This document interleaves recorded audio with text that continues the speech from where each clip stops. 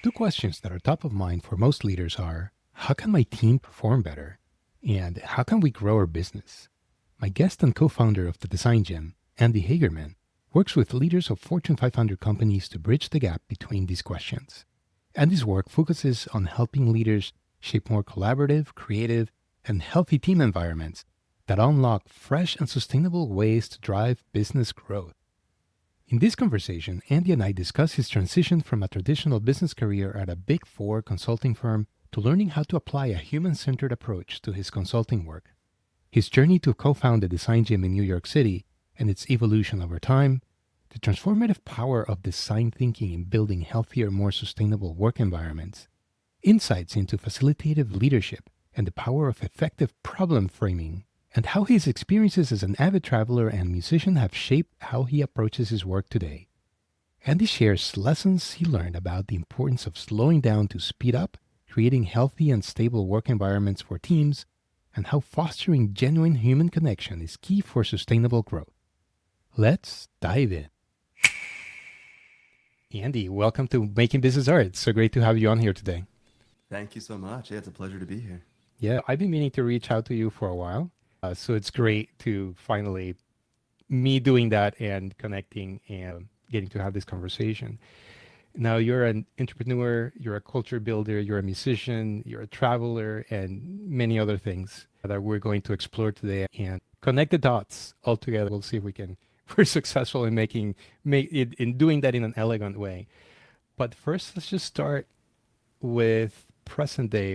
So tell me about where do you work, and what do you help clients accomplish?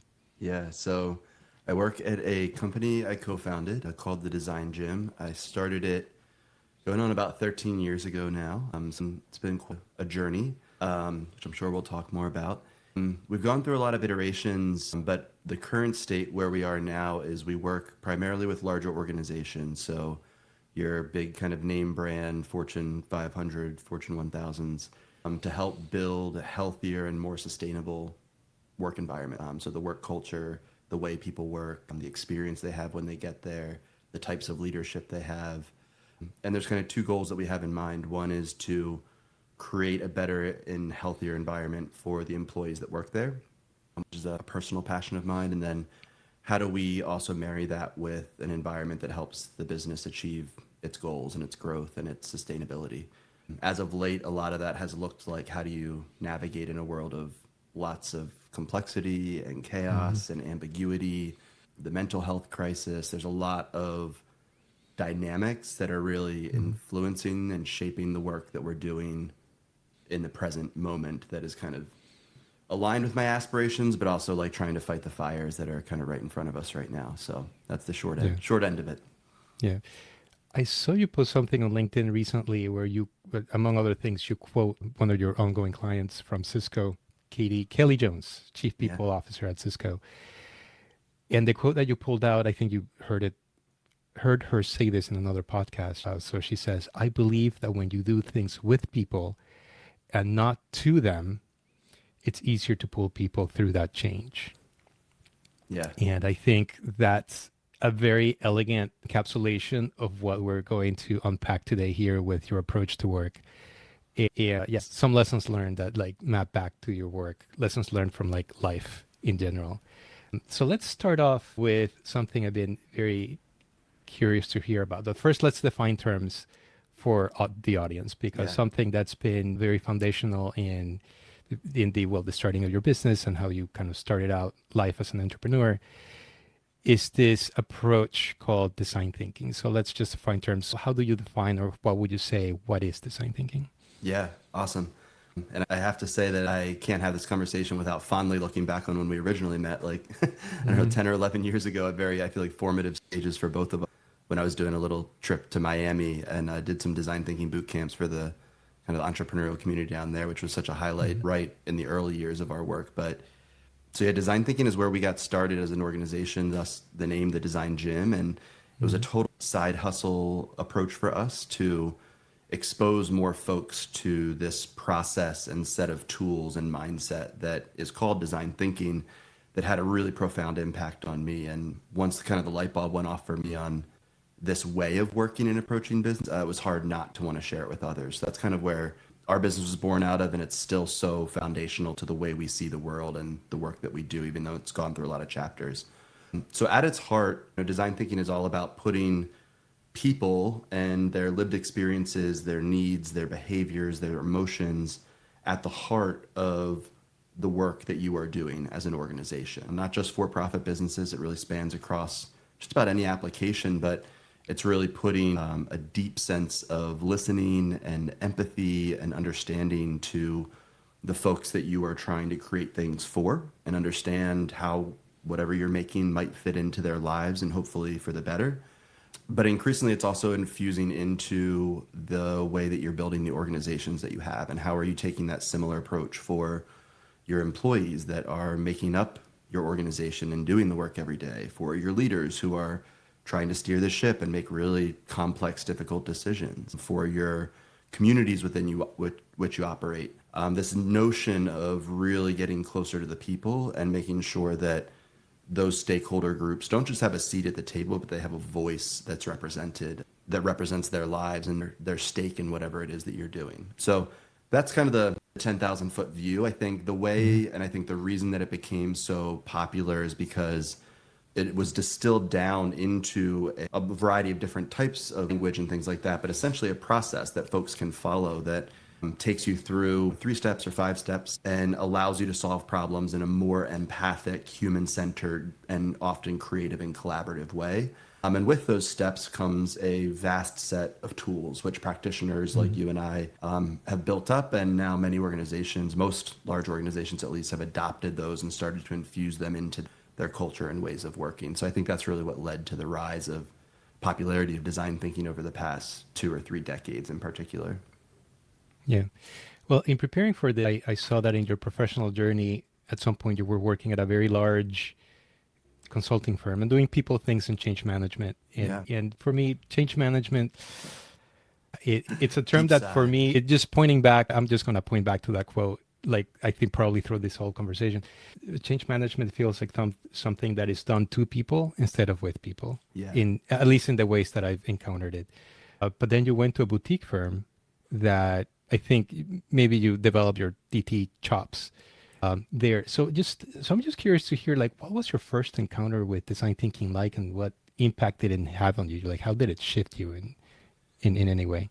Yeah, it was, I mean, I have a lot of positive things I can say about it was one of the big 4 classic consultancies. You can probably guess it in a heartbeat, but I had a great experience there. I was straight out of college, really built chops in terms of what does it mean to work in a professional environment, to have mentors, to make sure that I am keeping rigor in the work that I do. I think it's probably the biggest thing I took away there.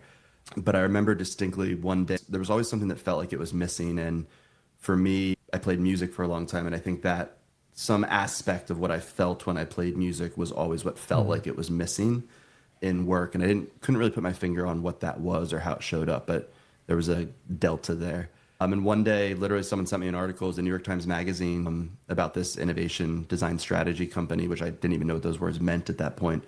And they're like, this seems like your jam. Like I'm like leaving the office, changing out of my clothes into my outfit and going to like play a gig after work. And folks are like, he's a little different for this environment. And when they sent me the article, I read it. I just remember sitting at my desk in the office, just eyes open, jaws dropped, just being like, this feels like it. Like it was and it was just a really cool, it's a simple story, but I think they were talking about the work they had been doing with like JetBlue or something like that, and how this human-centered nature formed the way that they were approaching challenges that weren't honestly so different than ones that I was working on at the Big 4 consultancy, but it's just a totally different skill set and tool set. So long story short, I kind of poured myself into trying to get a job there and labored over this application, probably way too hard, because it turned out they were looking for more folks with kind of like classical business backgrounds at that point. So I ended up getting in there, but I'll never forget one of my first projects. It was kind of the perfect contrast to how business can work different and feel differently, where the change management I was doing at the larger consultants, that was much more about like, what's the technology we have just purchased and how do you roll that out to 50,000 people in the most efficient manner possible? And It was very mechanistic and controlled Mm-hmm. environments, thus like the change management that makes us all kind of groan.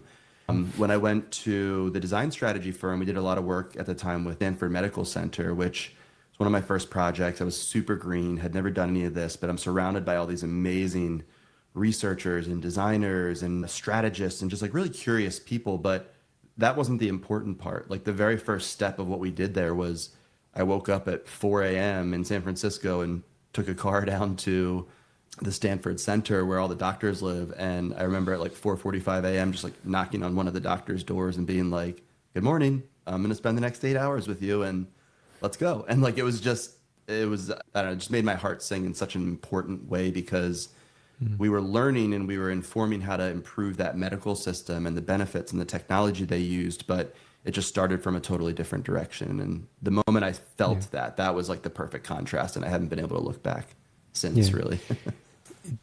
I'm just curious to ask, to poke at this. So when you were living life in the big consulting firm, and you're telling me like, well, we're gonna roll out this software package or whatever to a lot of people in the most, and this is the keyword, efficient way possible. I mean, in my own experiences, the desire to do that is understandable, but then it ends up being terribly inefficient because it Hmm. ignores the human factor. Do you have a response to that or a reaction? Yeah, 100%. And maybe it's like I can even make it Mm. a topic that feels a little bit lighter, I guess, or more approachable, like a big tech rollout. One of the programs I was on there, I was on a client for about 12 months on it. So it was a long project, a huge retailer, and one of the top retail clothing brands that anyone would rattle off the top of their heads. And this is circa 2009, 2010, and thinking about how we embed sustainability into everyday decision making essentially was like what we were trying to work on. And that we spent 12 months there, so that's a little signal to some of the inefficiencies that you're talking. But when we were flying out there and we're doing all this work, it always led with our point of view. It was much more about here's our framework, here's our system, here's our methodology, here's our checklist and toolkit that people should be adopting. And needless to say, I mean, the project wasn't particularly successful, I don't think. Partly because I think a lot of companies were trying to crack that and it's a hard challenge. A lot of companies are still trying to figure out how to infuse sustainability and sustainable thinking into their everyday decision making. But at that moment, we weren't leading with their needs. We weren't understanding their workflows. We didn't slow down enough to understand how decisions were actually being made. And more importantly, like who is that middle manager sitting in the middle of the country at 4:30 in the afternoon on a Thursday who has to decide between the green material, which is going to be 30% more expensive, versus the normal material, which is what they've always used, and that's what they're on the hook to deliver, and that's how they've always been assessed on whether they're doing their job well. And like that's the nuance that you need to get into and really getting into that person's psyche to understand like what's going to help them to make a different decision. And is that even possible? So I think that notion of co-creation is so powerful for me because it's so much bigger than business or design thinking or whatever you want to call it. It's just human psychology. Like we need to feel safe in the decisions we're making. I mean, there's a classic quote that I refer to a lot is people aren't scared of change, they're scared of loss. And I think understanding what that sense of loss is that someone might be feeling and how you can mitigate that and better yet shift the narrative in a way that's true for both parties, I think is kind of always the end goal for me. Yeah. I mean, something I've been advocating for a long time. At some point in my own professional journey, I just noticed the pattern that is so painful to clean up after you have rolled something out and then you have to clean up all the mistakes. And it's not only painful, but it's very costly in terms of like energy and time and money Yeah. and just mental health and grief and headaches. And you can go on and on.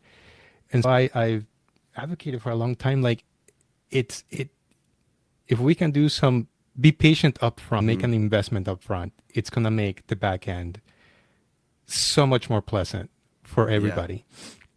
But I think as humans, we have a really hard time, right, with that long-term investment. We're trying to like conserve energy in the present, in the moment. Yeah. And I think we all suffer from that. Some people more than others. Some people are better at delaying like immediate gratification. Totally. Yeah. But it's a tough one. But I think that's the design thinking toolkit at the beginning. Like the work feels kind of slow. It can feel slow.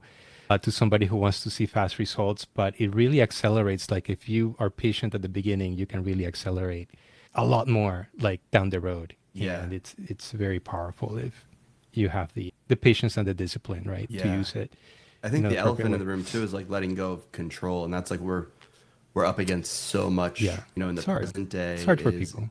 Yeah. yeah, amidst complexity and chaos, and like what leaders are typically have been on the hook to represent for an Yeah. organization is the fearless leader with all the answers and knowing exactly the Mhm. next step to take and how to trickle that throughout their organization is a totally broken belief system and leadership Yeah. model, but it's still very ingrained. So a Mhm. lot of what design thinking or a more design led approach encourages is taking a path that isn't so defined, and you don't necessarily have control. And I think that's why change management in essence, I think, is like change control. It's like it's a very Mhm. mechanistic way of Yeah. approaching change where you feel like you have control even though you don't, but that makes us as humans somewhere feel deeply secure in our core.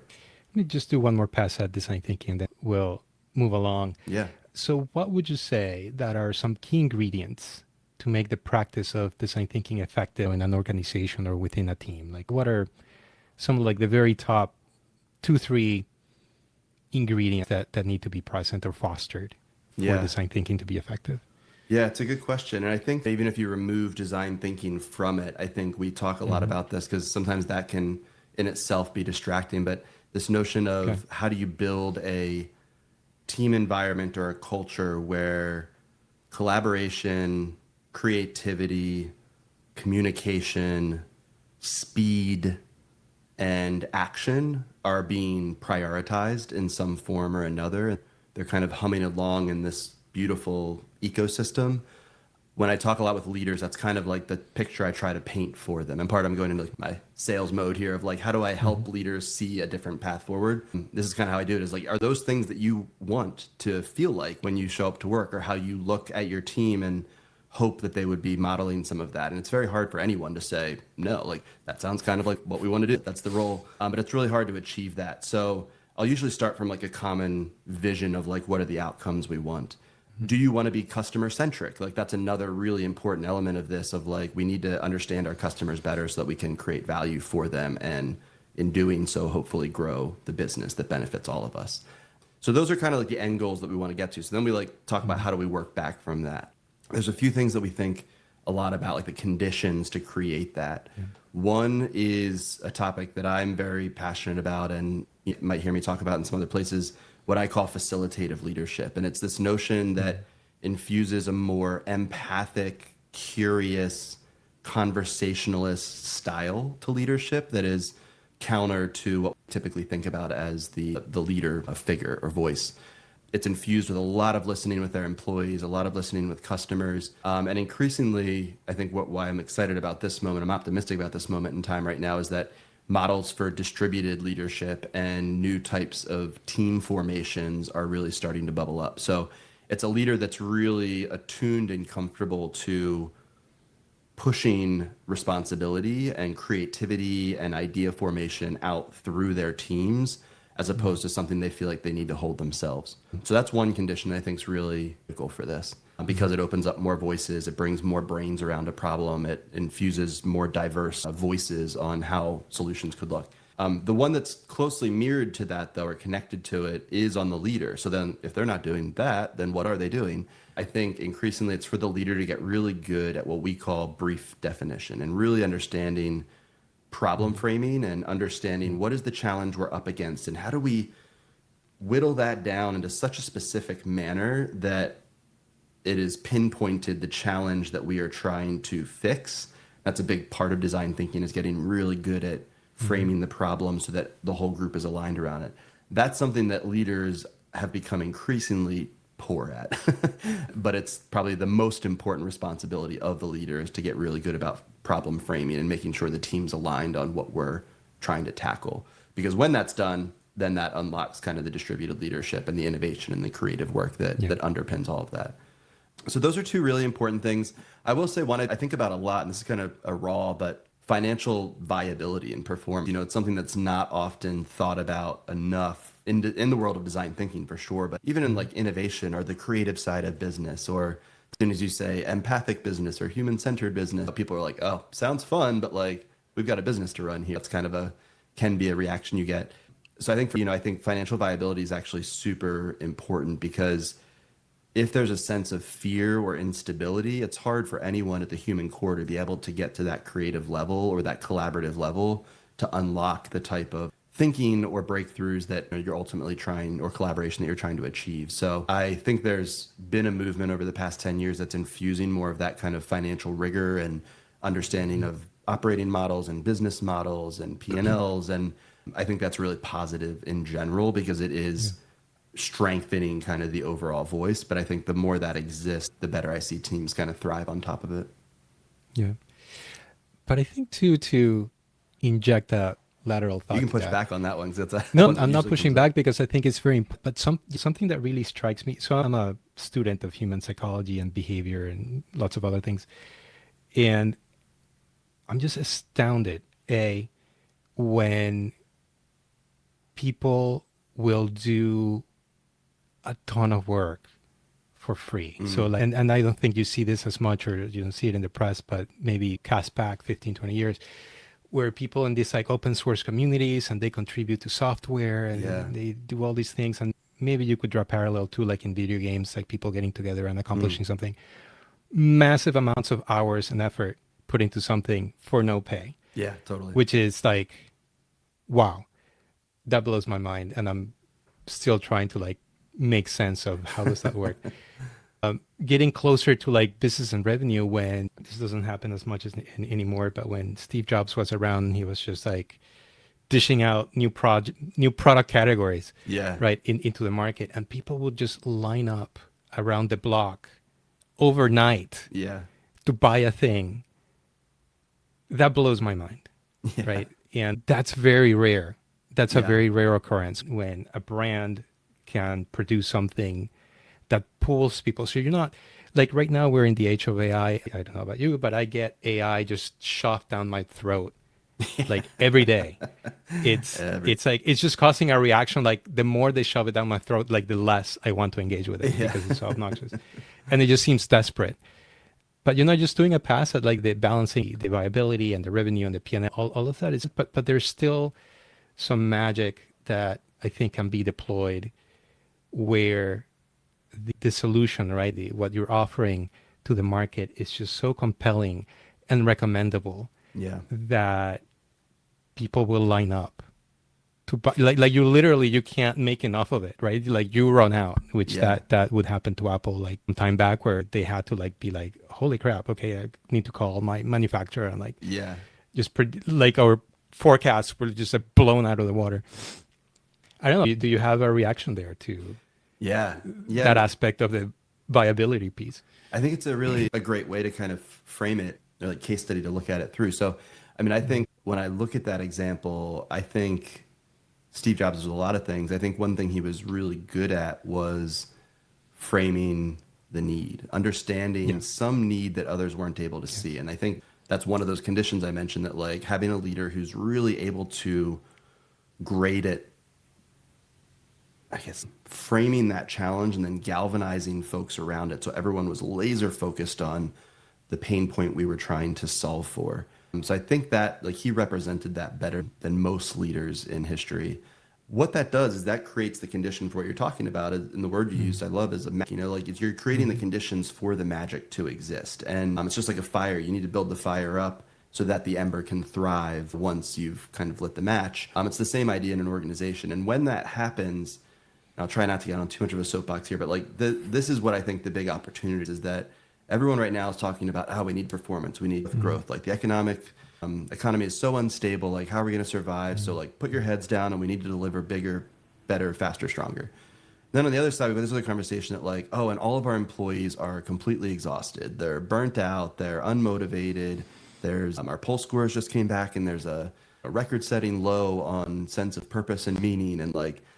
These two things like exist in separate conversations right now. And it's just mind-boggling to me, because it's such a missed opportunity compared to what you're mentioning with the Apple example. And I'm not pretending that it's an easy environment or culture there and people didn't burn out in Apple. But when you do a good job of galvanizing people around a really specific challenge and then creating space on the inside for that magic to exist, there's a place where both business performance and employee engagement live and operate together. And for me, that's the golden spot that most organizations are not currently taking advantage of, where, like you said, like people are giving away their work. I remember when we were starting out, we would do hackathons at organizations, big innovation sessions and workshops. Hundreds, if not thousands of people from organizations would come to spend the night with us overnight, like hacking through a problem, or weeks at a time, like side of desk work. Like they're not getting paid extra for this. They're not getting comped to stay longer at the office. They're there because they give a shit and like they're excited about it. And like that's employee engagement and meanings. They had a sense of purpose, like they could contribute to something bigger to themselves. And by the way, that's creating ideas and momentum and efficiency for the organization that's going to help them hopefully perform better and grow. And it's not honestly that hard to unlock, I don't think, but it takes a really different psyche for an organization to create the conditions for that magic to kind of start growing. Yeah. And to be clear, not in no way advocating not compensating people. What I'm pointing at is that there's a spark of passion that we can light up in people that just invites, instead of being extractive, it's like an invitation to dance, right? It invites people to engage. And honestly, I mean, myself included, I've met a bunch of people that are just dying to do the work of their 100%. Lives, but the environment doesn't allow for that. And so people just become cynical and like, what's the other word I'm looking for? Resigned to just what is. And it kind of bends the soul a little bit. 100%. Yeah. I think that's, I mean, you bring up a good point. Like, I think that's probably the one good evolution with kind of I don't know if this is true, like the collapse of the hustle culture that I think defined like the 2010s era of like doing the all-nighters and working 24 hours a day and creating your Fast Company cover story, whatever it is. That shouldn't be the case. Like your employees shouldn't have to do that stuff side of desk. They shouldn't have to put in that many extra hours. It's like they're already generally getting paid to show up for X amount of hours a day. Like how do you unlock that time to be more fruitful in the same way? And I think that's where we're at right now in like the design of work and the future of work. Yeah.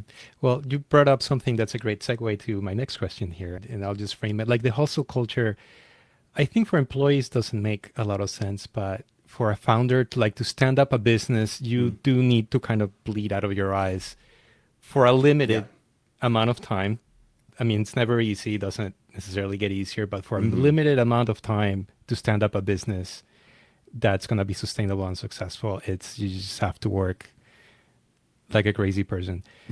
Which leads me to the next question, which is what inspired you to start the Design Gym? So you're working at this boutique consulting firm, and then you're doing this on the side. So tell me about that. Yeah, it was a really fun time. I had bounced after I left the big consultancy.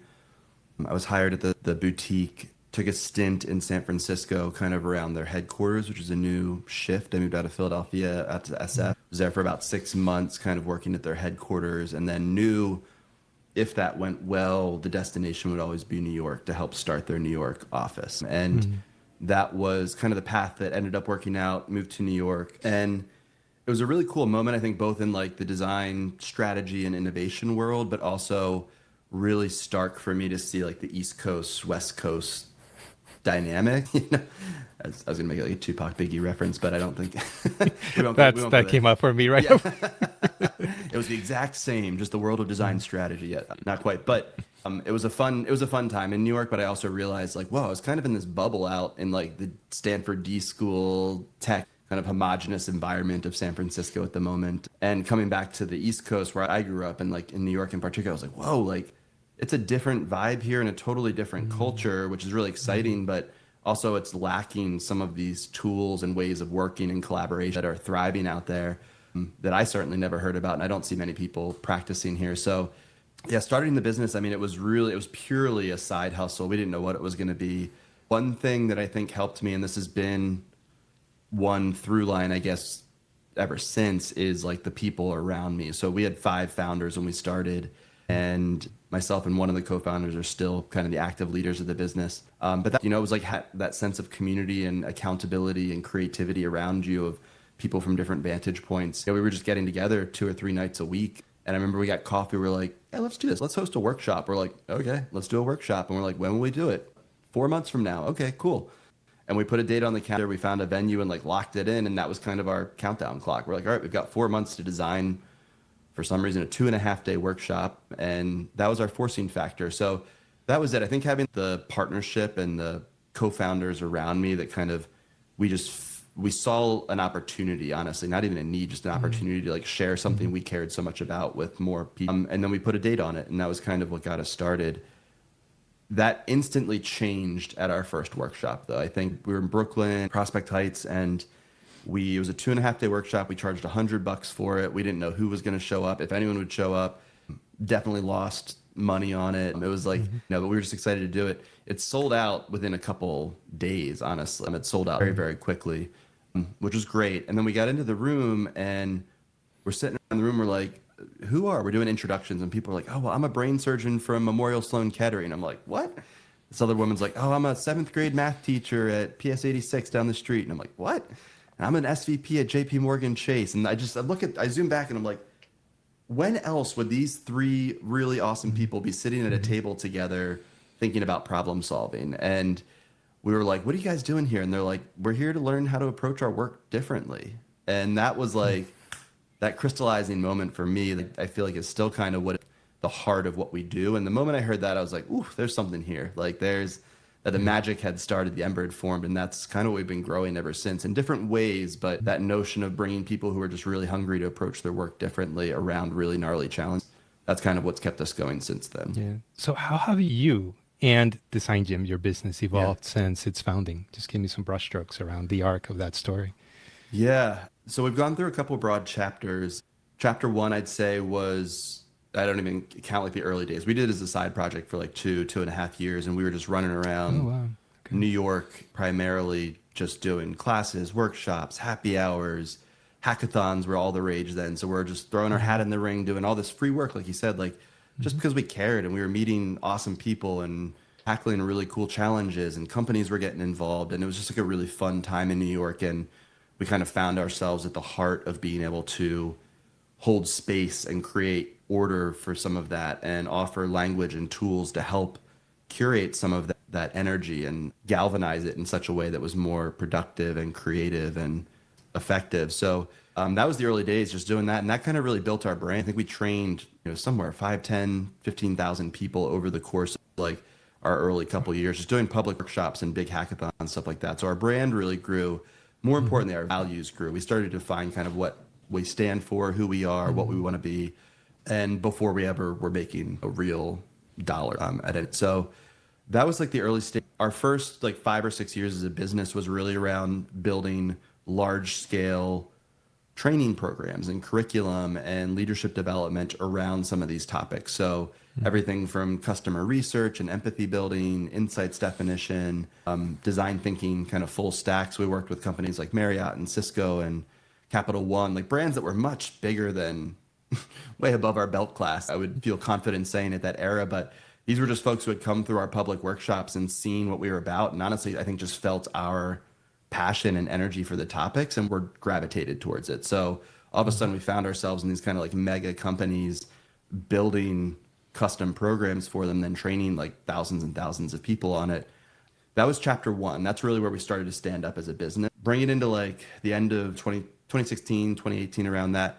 I think we were starting to feel a limitation to the work that we were doing. And this is both a blessing and a curse, but we ask ourselves a lot, like, are we creating the most impact that we can through the work that we do? And we started to realize there was a lot of limitations to just running around doing workshops and training folks. And so we started to get closer to the work and lean more into our facilitation and actually like doing more traditional consulting work in the effect that we were doing projects, but with like real outcomes, but still really infusing that creative kind of co-creation process to it. So that was our chapter 2, was really becoming better business advisors and coaches and consultants without losing our sense of magic and creativity.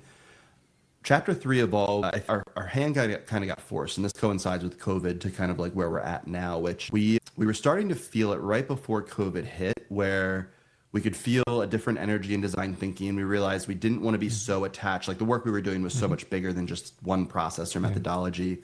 But we could also feel some different like ground shifts in how business was shifting. And we're just starting to put our finger on that when COVID hit. And all of a sudden, we started getting phone calls after COVID. There was that 6-month period where we all were terrified and our business almost died and all of that. But after that kind of cleared, all of a sudden we started getting phone calls from like very senior leaders from really big companies in the HR function. So like chief people officers of like Fortune 50 companies all of a sudden are kind of reaching out and they're like, we've got some really gnarly challenges we're working on, whether it's hybrid work or remote leadership or mental wellness or post George Floyd's murder, everything from Black Lives Matter and how do we have these conversations, employee activism, just really found challenges that had not been seen before. And therefore, there was no playbook to solve them. So all of a sudden, we were getting these calls of like, can you bring that like design thinking, innovation approach that you take to business challenges? Like, how do we do that with ourselves? And how do we co-create with our employees? And how do we have different conversations with our leaders? So when COVID hit, I mean, that's been pretty much the past 5 years for us. It's just like really working on these really challenging people challenges. And what I say, like innovation on the inside. And that I think forced our hand towards the chapter we're in now, which I'm really, really excited about, which is thinking more about how do we rethink the way we work on the inside of the organization as a means to create better impact and output on the outside. And I believe that over the next 10 years, that will be the biggest challenge organizations face. It's not about harnessing AI or the new technology or having breakthrough ideas or startup competitors, things like that. Those always happen. They will be there. Companies will figure out how to adopt technology. If they do not figure out how to rewire the way that they work on the inside and create more sustainable environments for their employees that also support more sustainable growth, they're going to die. And I think that was kind of our rallying cry, and COVID kind of punctuated that for us. So that's pretty much where we've been really going deep and actually doing much less of like product and service innovation and design, which is kind of where we started a decade ago. It's internal services in a way, you could argue, in some ways. In some sense, there's not as much distance as somebody might interpret from hearing that statement. Yeah, I think it's true. I think I don't know if I hope that organizations will start to better see the linkage between those. So that's I talk a lot about like the linkage between employee experience and customer experience. And this is so common in hospitality. It's like my favorite metaphor, like Danny Myers setting the table and stuff. And his notion of like when you treat the back of the house well, the front of the house thrives. And like no one spends more time with your employee or your customers than those frontline employees. So I like trying to examine that and like how do you kind of make that story so it doesn't feel internal, external, but it's just this one ecosystem that needs to thrive together. I mean, there's a handful of clients where we've in some way had a peek into the chaos of the onboarding process for new senior people or new employees. And we've seen some real chaos, like somebody doesn't have a desk for 2 weeks or a computer or like a phone.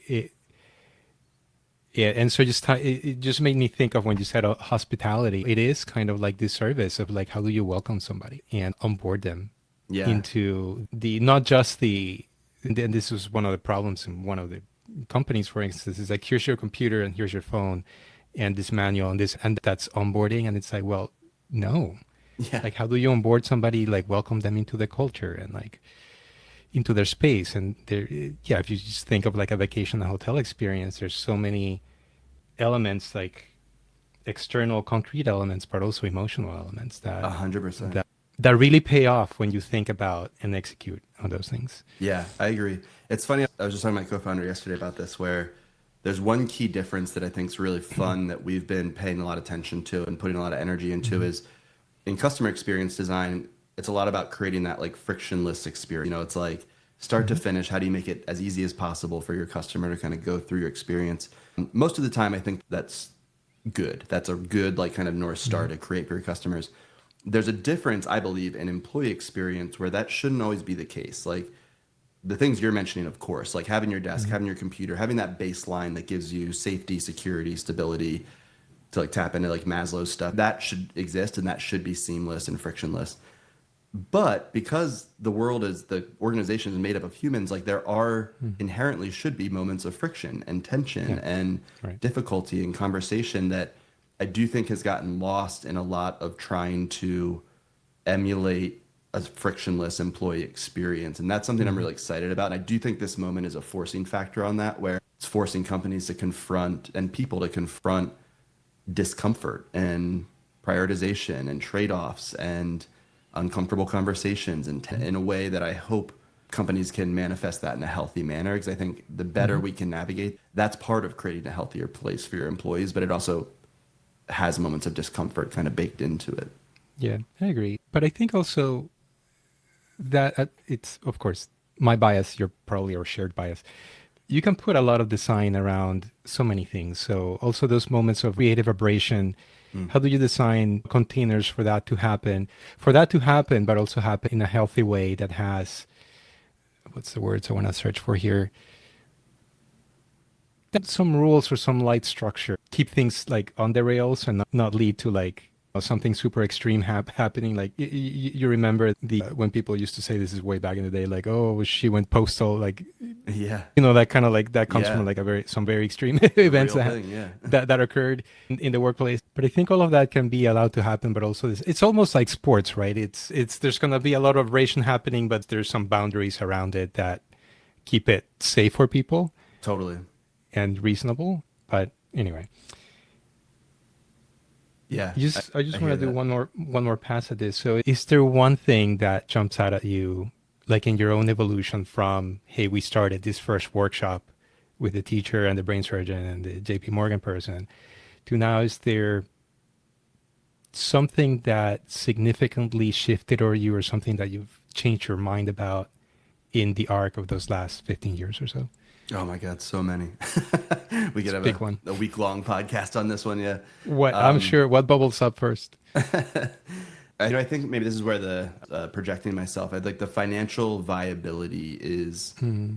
one that's so important. I think even thinking about kind of personally reflecting coming in before we recorded to this Hmm. of the notion of like making business art. I think in the early days for me, that is how I identified as an entrepreneur, and like starting something was as this bold, rebellious, creative act. Like for me, it felt very punk rock in like all the best ways to be starting something that I felt like hadn't been done before and had something to say. And I wanted to create the vehicle for that. And it felt wildly creative. I mean, we just did so much wild stuff. We started a taco shop called Design Taco at one point, like in the Lower East Side. It was just like the world was our canvas. And that was, for me, that's what art was. And I'd never felt such creative fulfillment as in those early days.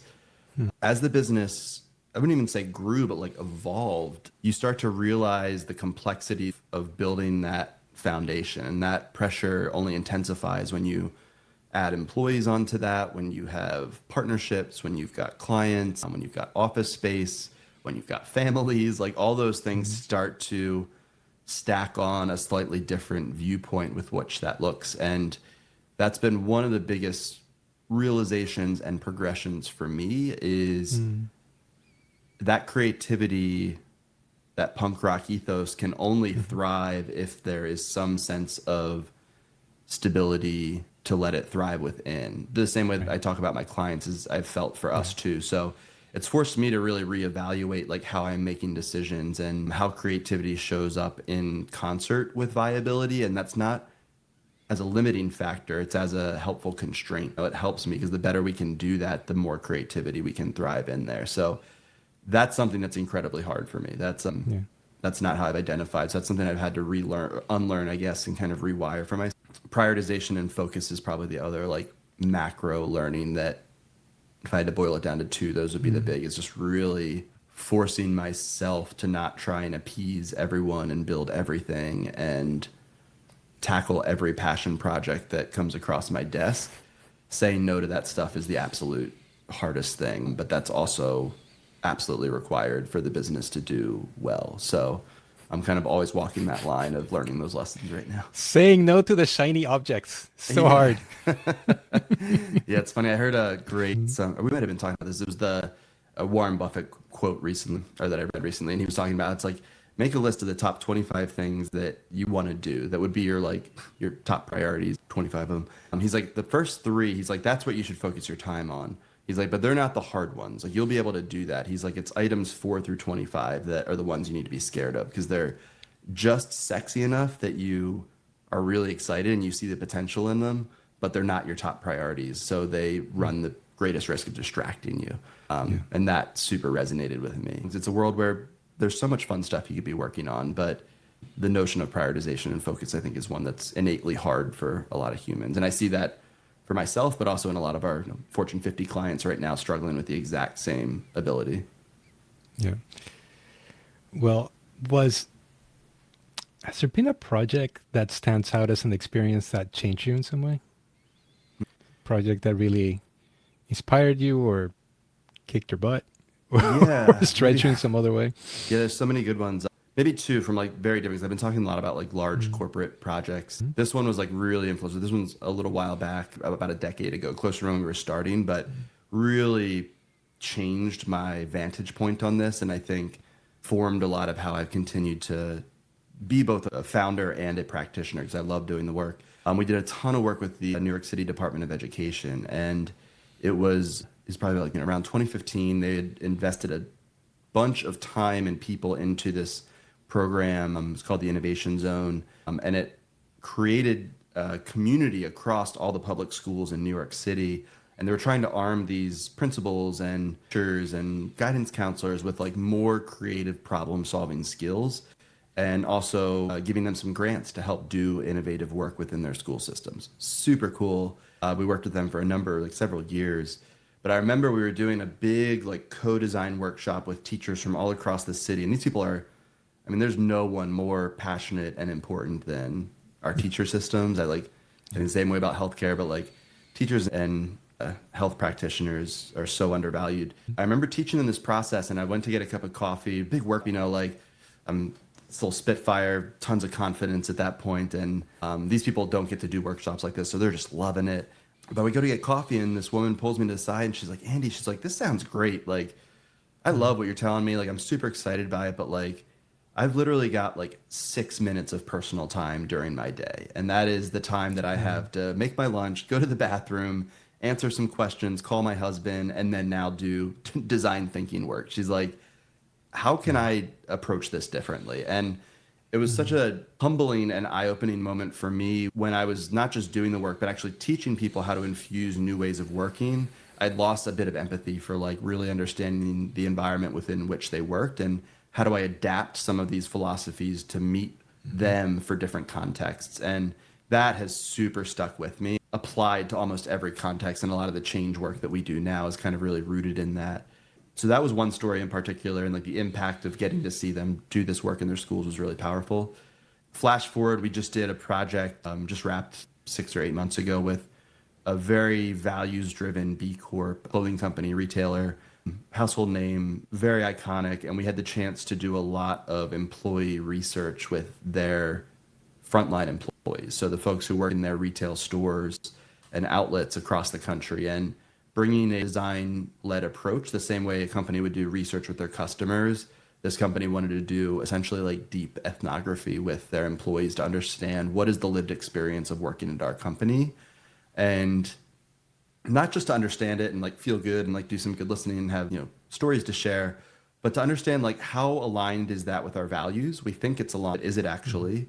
And then how or not does that support where we want to go as an organization? Like the strategic goals we're working against, how aligned are our people, or even aware are our people of that vision that we have, and where does that delta exist? And that, I think for me, that's like, it's a benchmark project. Not enough organizations think about the business value of doing that type of deep listening, but they did. And we spent 6 months out all across the country, like going to stores and folding shirts with their employees and doing like really deep, in-depth interviews with them, and actually literally taking the train with them to their house and meeting their spouses and walking their dogs and seeing where they lived, and that intersection point between their home and their workspace, and like, what does that transition feel like for them?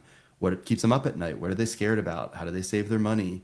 Do they save their money? And like, these were the things that we kind of unearthed. So for me, as a practitioner, like, that's the creme de la creme of like really getting to spend that much time with just beautiful humans and understanding where that intersects with business. And then actually having this time with the CEO and the C-suite to like represent those people back and like force some really important conversations with them about like what it means for their business. So Yeah. And just give me a brushstroke because somebody listening to this conversation might be like, well, what does that have to do with their work and the store such and such? And I'm trained in anthropology and I'm cultural anthropologist. So for me, it makes I should total ask you sense. this question. But for the listener that's scratching their head and being like, WTF, that might be bubbling up for some people. How does that tie back to the business? Can you know those that deep hanging out and getting to know people that you're investing in? So yeah, tell me then how do you relate that back to a business leadership?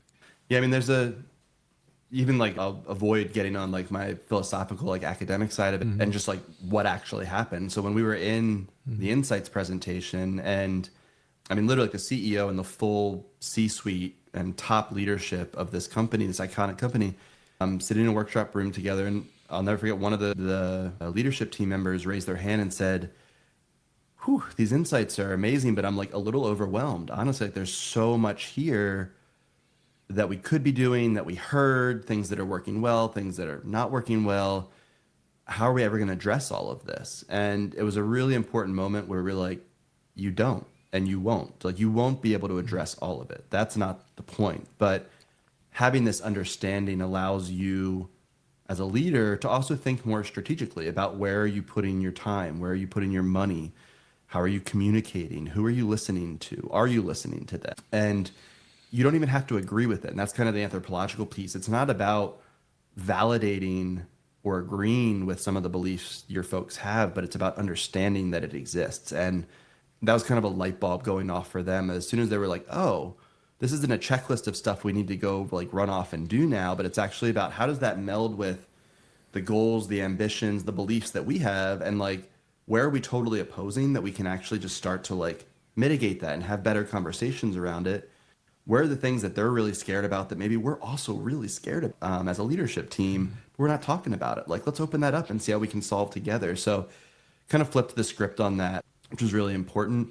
The other side of it, I think, is like it is just really understanding like what is the lived reality of these folks and the practice, you know, rooted in anthropology that we go into is like really using research methods that help us understand like what are the root beliefs, the behaviors, the needs, that the emotions that these folks are feeling, whether right or wrong, irrelevant, but like it's their lived reality. And that's really what we're looking for to try and understand. Because when we understand, that's where we can design a system that works better for them and ideally works better for our business if they exist.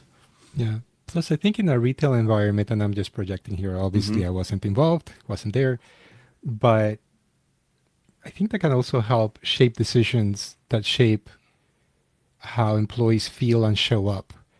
And then that is also transferred to a customer that walks in the door, and the vibe that they pick up and how they feel and everything else. Exactly. I don't know if this might happen in New York. This happens quite a bit here in Miami, where restaurateurs might invest a lot in interior design, but then the service is really off and the food is not that great and they charge a lot of money. Yeah. And I think that's just a recipe for not a winning restaurant. You know what I Yeah, mean? totally. Versus, oh, you might even roll up to a taco truck that's very modest, but the food is awesome. And they might be super friendly and they kind of know you. Hey, Andy, do you want the regular? Blah, blah, blah. And then that's just such a different vibe. And you're going to be a loyal customer to that, or some place that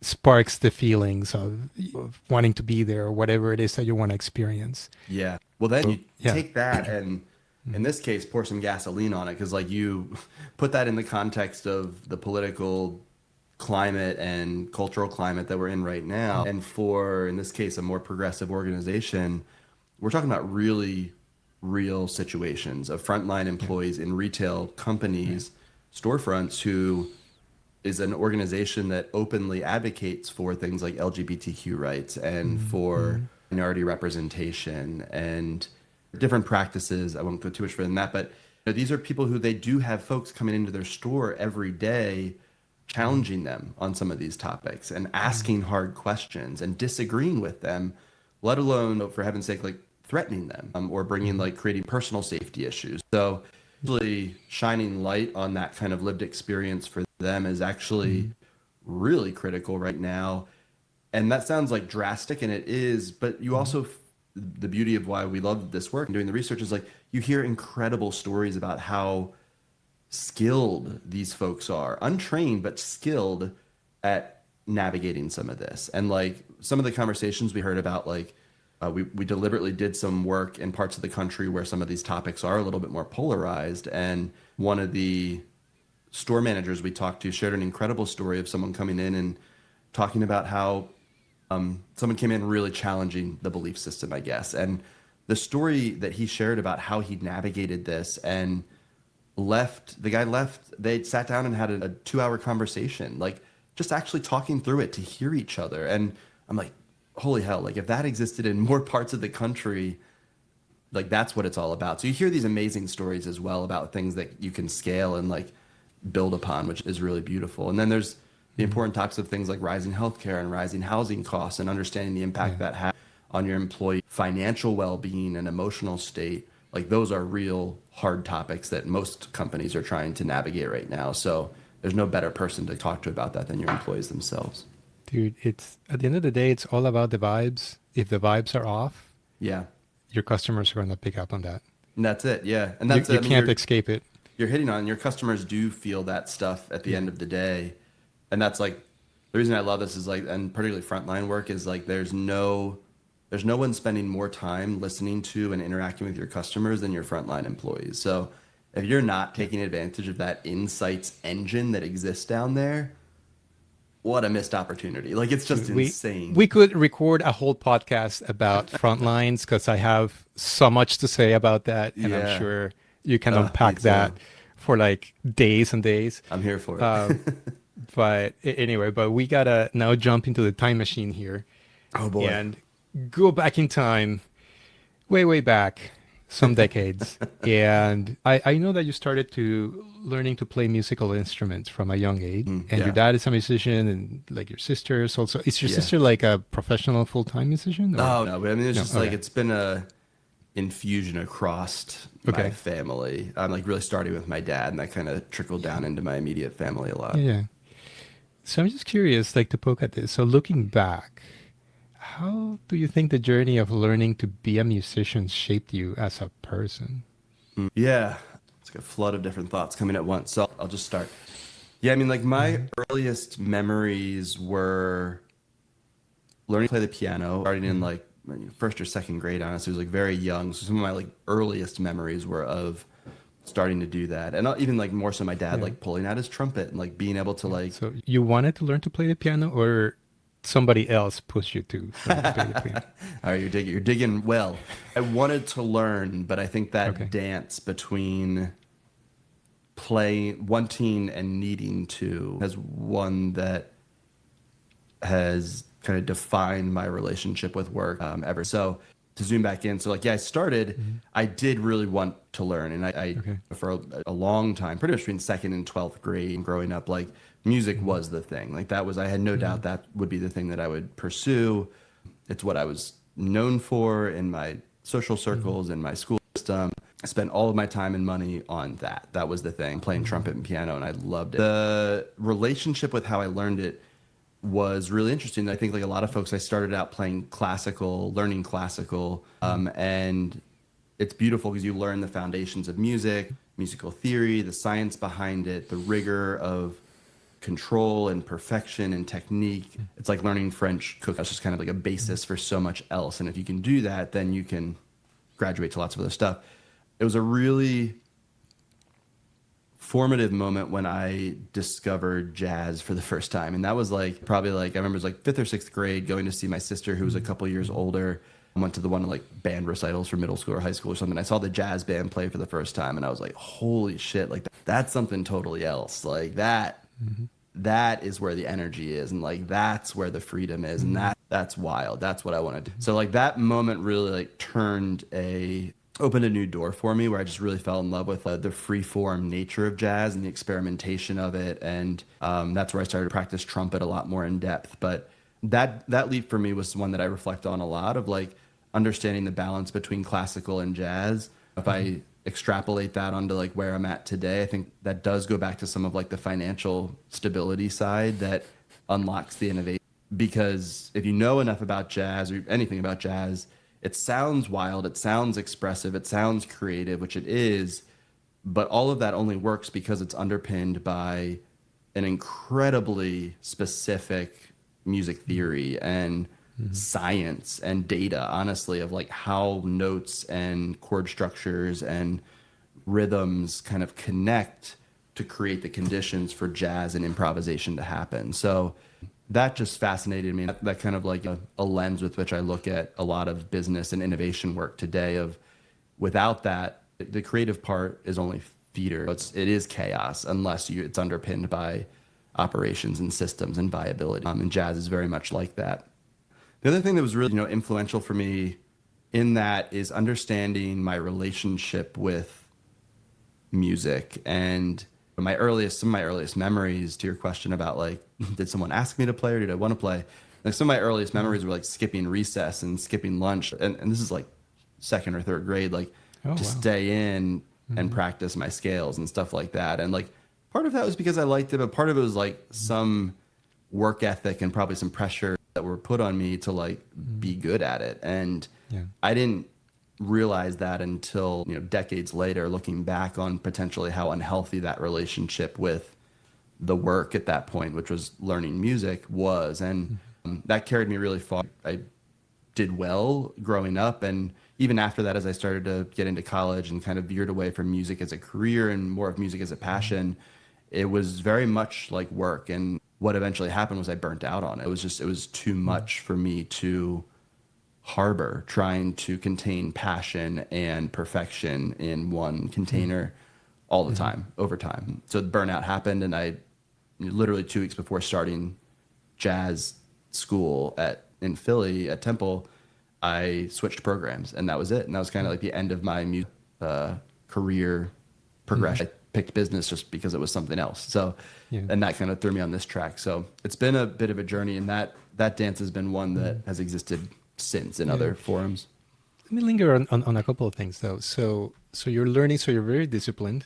Obviously you have this spark inside that also you lean in because of the passion, but then you also feel some external motivators. Yeah. But lately I've been thinking about how our body is our main instrument. Even if we're doing ethnographic research, if we're playing an instrument, if we're doing facilitating, if we're doing something else. Tell me just a little bit more about the training your body, like the muscle memory to execute on the thing. And then we'll talk about the thing here in a second, the thing being emotion. But training your body, like how, I don't even know. I'm grappling here with how to ask get a more specific question out. But just tell me about just training your body to execute on what you want to express. Let's touch on that first. Through the lens of music or more broadly? No, and in this, because you're learning where to put your fingers and timing and just like memorizing through your body, how to get these sounds out and put these sounds together. Yeah. It comes in chapters, I guess. It's a really good question. I think in like most things, the early stages are really building the fundamental muscles, like literally like what are the scales? How do I move my fingers? How do the mechanisms on my trumpet or instrument work so I know how to use them properly, and like how to read music, stuff like that. So that's like, and that's a steep curve for music, is like doing that fundamentals work. So that's a big piece. That's kind of chapter one. And that's where like the dance between classical and learning all of that is pretty intense. Jazz opened up a different set of muscles, which was much more emotional and interpersonal, which I really was drawn to, and also scared the shit out of me, if I'm being honest. It pushed me in a way that created some productive fear, because it's smaller format than like it playing in an orchestra or something like that, but you're interplaying with a group of people that in a much more present kind of way and emotional way, honestly, which I really was drawn to. So two things kind of showed up for me in that one. One is the collaborative nature, where your muscle memory starts becoming less tuned to just like, am I performing well? and am I doing what the conductor is telling me to do, into a much different perspective of, is what I'm doing actually vibing well with the other 4 or 10 people that I'm playing with? And are we having an unspoken conversation to adjust in the moments when that's not happening, or spoken? So that's a muscle that's totally new, and I hold really dearly. So it's a very valuable life lesson, I think, in general. The other one was improvisation and solo playing. So in jazz, something I was really drawn to was the iconic Louis Armstrong, but like the Miles Davis and the Dizzy Gillespie and Charlie Parker, doing these like wildly emotional, personal solos and improvisation, which I just fell in love with. And I loved that notion of kind of thinking on the fly within the system that's been created. But that was something I was really scared of, like performing. I got a lot of performance anxiety. So I liked that, where it would push me to face that head on. And then the muscle that comes with that, the training that comes with that, is like knowing that I'll be okay and that I can stand up in front of a group and play something that's never been played before, and let alone hopefully have fun doing. That was like a big muscle training, emotional training for me. And I still feel that now, although my performance is a little bit more like workshop based or facilitation based or training or presenting or storytelling, things like that. But the same social anxiety comes up in performance anxiety, as well as like that training that I think I started to build, early on in those music But scenarios. you're so calm, Andy. It's like you're just sitting in the inside, I guess. Yeah. So chill. Except for anyone who's actually like done that work with me, knows my routine leading up to the moment. Well, let's just dig a little deeper. Have you ever seen interviews with Yo-Yo Ma? A couple, yeah. Oh, he's just such a wonderful human being. Totally. Yeah. He really dials in on expressing the emotion. He even, and I've mentioned this on here before, he comes here to the New World Symphony now and then to coach like super talented graduates from music programs, obviously in a classical setting. And he's just so unimpressed by technique. He just dials into the emotion and encouraging people to, channel that in a very powerful way. Tell me about your own experience learning to then channel emotion into music, especially with the jazz, because that's very conducive to, I think, to being able to do that. Like what have you learned from doing that you apply now? Yeah, I mean, there is a notion. I don't want to give you a canned answer. I'm going to reflect on it. I mean, that's the very meta moment, actually. It's like, I think that's the thing with music, is and probably what I was more drawn to. You can infuse a lot of emotion into classical music, so I don't mean to misrepresent that, but it feels different because there is a more scripted.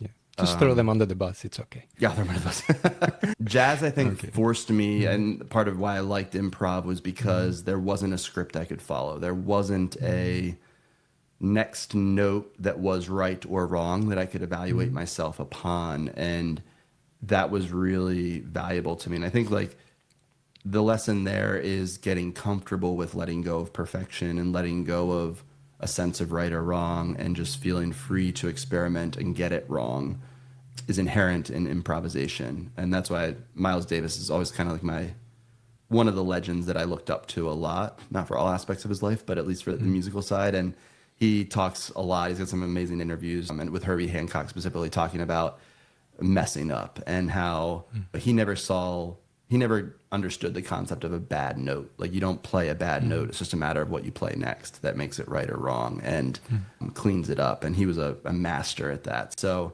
that's it's an ethos that I wouldn't say I channel or is inherent for me, but it's something that I try to practice in my work now, that the notion of expressing emotion, when done well, like, there is not a right or wrong. It's a matter of just playing what feels right, and then seeing how you respond to it, seeing how the people around you respond to it, and then using that to inform what you play next. And I think that's very true to the world I am now.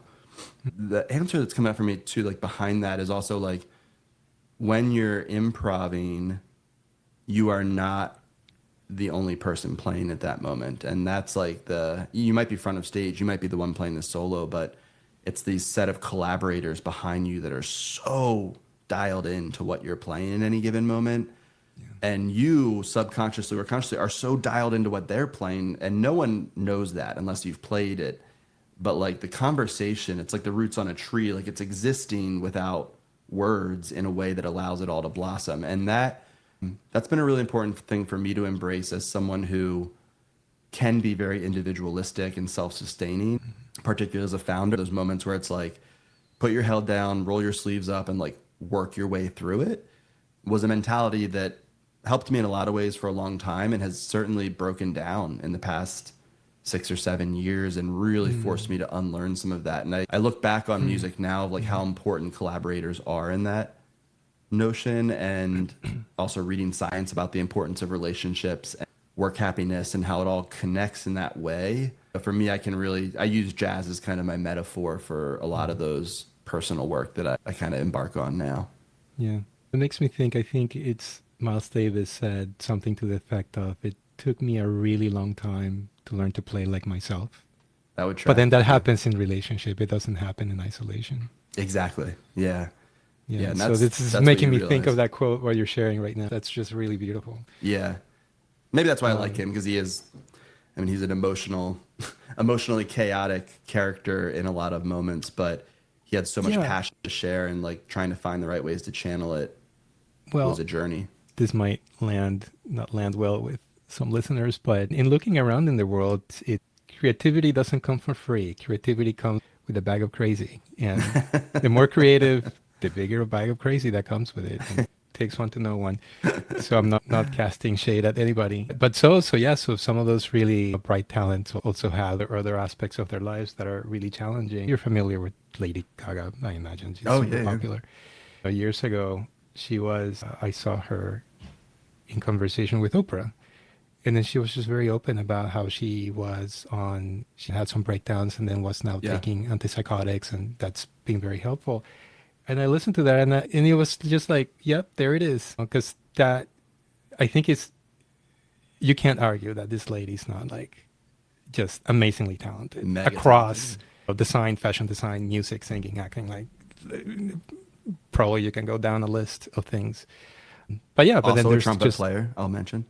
Oh, really? Yeah, that was her I didn't first know instrument. that. Yeah. Wow. I think it was her first, but yeah, she was a pretty talented trumpet player. Yeah, she can really sing. I mean, she pushes the pedal down. She can really belt out. Oh yeah. Some just amazing. She's so amazing. But yeah, I think nobody's perfect, and with creative people, there's other challenges. And I think some of that just also comes from being very sensitive, and you couldn't do the work. You could not. No, let me correct that. That's not true. You could not be really great at the work without the sensitivity. Yeah. You could kind of get by, but you wouldn't be great without that. So yeah, the hard part's learning what to do with it. And that's where it's funny, like people ask like, what are you reading right now? And I'm like, less frequently is it like a business book, but like I look a lot now into parenting books, and like there's Dr. Becky Kennedy, which not everyone like agrees with all of her thinking. I really like a lot of what she says. She's kind of a famous child psychologist, I believe, and she talks a lot about like super feelers, like kids who just feel the emotions and the feelings and the sensitivities like really heavily. And how do you work with a child that is feeling the world in such intensity, and how correlated that is later in life with like creativity and art and dreaming and vision and beautiful, but only if it's harnessed in a healthy way. Did you watch The Man of Steel, the movie? I didn't, no. Came out 2013-ish. And anyway, there's some scenes where the little Superman is a baby, where it's kind of this sensory thing. I mean, my life partner is Amy. She's an pediatric occupational therapist. And so I've learned so much from her about just like sensory processing and sensory sensitivity. Yeah, right? Yeah. It's like, I identify with that. Totally. So like I have like very sensitive hearing. So for instance, for me to go to like a nightclub or like riding the subway in New York, it's like overwhelming. And I could never, I spent many years of my life being super confused, Andy. Oh man. Because I was like, what's wrong? Like, yeah. Because you can't identify that that's what it is. You just know that you feel kind of weird and you need to step away from situations that can also in some ways be crippling, actually. It's like not being able to go to a dance club. It kind of sucks. But then it's like, I have really sensitive hearing.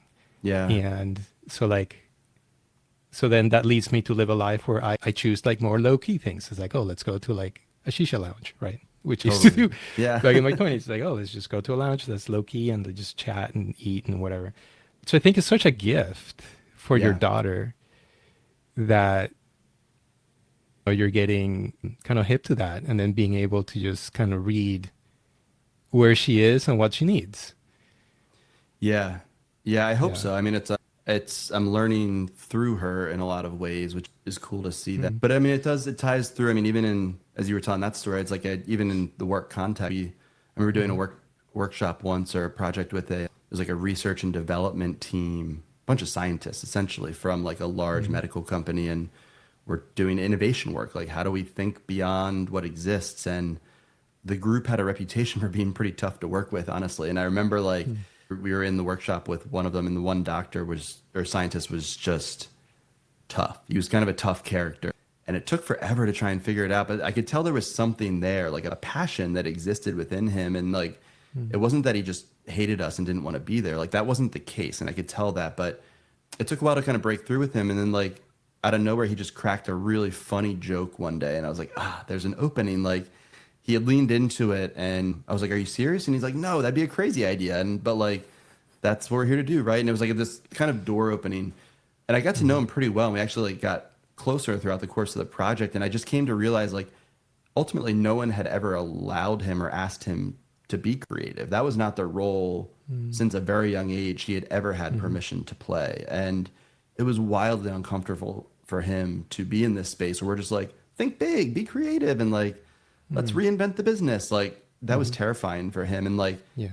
that I think is the human psychology that is like the journey we're all on in some sense. I see it with my daughter and I see it with the scientist and I see it with Mm. myself that like really being able to feel safe with that Yeah. sense of self is just really tough. And that's, I don't know, it's a thread that I think a lot about in the work Well, we do. I think that speaks to the art. If you get into the advanced kung fu of facilitation, of Yeah. like reading people, knowing people, and creating a container, and then inviting people again, not being extractive, but really like seeing people and inviting them Yeah. to dance, Yeah. the dance that you're there to do together, That's it. Yeah. and talking about that because then coming back to your musical life, you already acknowledged being a jazz player and in a band. I know that after undergrad, you also were, and you mentioned it earlier, you were gigging with like a more like a pop rock, indie, whatever Indie you want to rock. call it. Yeah. So, what did you take away from those experiences, gigging in front of audiences, playing, being in a band? Just wondering if you took away lessons about collaboration, connecting with audiences, and anything else that comes up for you. Yeah. I mean, that era was just so fun. You know, that was kind of Mm. that was the, I guess the quick answer is like, I don't know if I did take any like big lessons away from that stage in terms of like performance or interacting with audience and things like that. It was probably the first time that I allowed myself to deeply enjoy playing music in a long time. And that was like, it's because I was playing indie rock, not jazz or classical. It was a kind of a different form. At that point, I was playing more keyboard, which was like I wasn't as proficient at that anymore as I was at trumpet. And that was kind Mm. of a helpful constraint, actually. I wasn't the leader. My best friend was the one, right? We were playing his music and like he was kind of designing it. And I was there to help fulfill his dream, which was a different seat than I had been in previously. And it just taught me a lot about like just enjoying the art of it. And like, that was really fun. And at that point, we were also trying to like keep the band sustainable. So that was probably the first moment where I started to realize the interplay between business and art. And Mm. anyone who's tried to start a band and get signed and stuff like and do a tour knows the economics are abysmal. So, you know, that was one of the first times really learning how to like manage creativity in a group of creatives and the Yeah. difficulties that come with that and also the power it can unleash when you do it well. It was really fun. Was there, I mean, can you remember a night where the band was just in sync, where it felt really good? The audience was really engaged and excited, and just kind of things really felt like everything was in flow. Do you have a memory that that ever happened? We had, yeah, I mean, there's plenty, and it was a while back, so it'll blur together a Mm. little bit, but there was Well, definitely some of the nights where like we yeah. had bigger gigs for us at least. I mean, at the Mm. time, playing the venues in Philly and even in New York, a few that like were the ones that we had gone to see all of our, most prized bands that we admired, and Hmm. so going to see them play and like being able to play on those stages and have like a pretty filled Nice. venue, or play with bands like open for bands that were like ones that we had totally looked up to, and getting to meet them, like the practice and the rehearsal that went into that, and then being able to Hmm. like manifest it was definitely fun. But I know even more so than that, I think like I see this consistently with a lot of my friends who are musicians, is like it's kind of the moments around the edges that actually Hmm. allow that to happen. And it's like the memories Hmm. that were created creating music videos or playing, rehearsing in our beater practice space in North Philadelphia. It's like those are the moments, having the tough conversations and like the Hmm. tensions that arise in creative work. Like that is, I feel like, more what I tap into or like remember from that era, that still Hmm. informs me. Because I think we were talking about earlier, like in the sense of like creative collaboration, it's not always Hmm. frictionless. It's never frictionless. And it's those tensions that actually create the moments of growth and kind of creativity. So yeah, those are probably the memories I cherish the most, that Yeah. portion. Well, something I also see in your background that's meant a lot to you is traveling. So you're a traveler, and you're a traveler in so many ways. I mean, you talked to me about traveling in terms of like going somewhere, but I think you're a traveler, as we've heard about in this conversation, in experiencing different types of work, in experiencing different situations and types of people. I think I'm stretching the metaphor of travel in like every which direction, but I just really feel like you're such a traveler in many ways, in the best meaning possible, by the way. Thank you. So, how has travel shaped who you are, and do you recall an experience that shifted something in you, like in a big life way? Yeah. Travel and food go hand in hand for me. So like Mm-hmm. for me, I mean, I grew up in a humble part of Pennsylvania, very like manufacturing portion of most of Pennsylvania is, but between farmlands and factories is kind of the intersection, and not like a small town. It's like a decent sized town in central PA. But for me, travel and food was kind of my portal to the rest of the world. And I remember like I can remember back like very distinct moments before I even started Mm-hmm. traveling of just like the first time I had a really good piece of pizza, or the time I tasted like really good Parmesan cheese for the first time, visiting family in Philadelphia, or like Mm-hmm. really good bread or French onion soup. Just like I have these memories that are still so ingrained in me, and like I was like, whoa, that's something different. And the moment I started to connect that with like that it came from other parts of the world was pretty powerful. And that kind of catalyzed, I mean, as with many, like studied abroad in college, and that was such a life defining moment for me.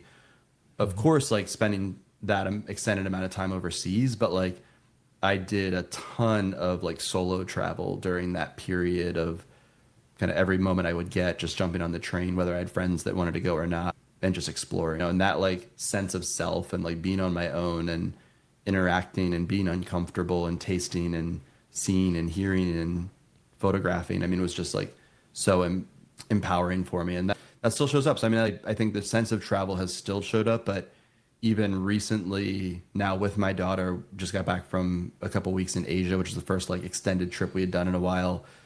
And I think particularly, I don't even know if I knew I needed it as much as I did, having Mm-hmm. not traveled for a while, but even amidst the political, social, cultural climate that exists right now in Mm-hmm.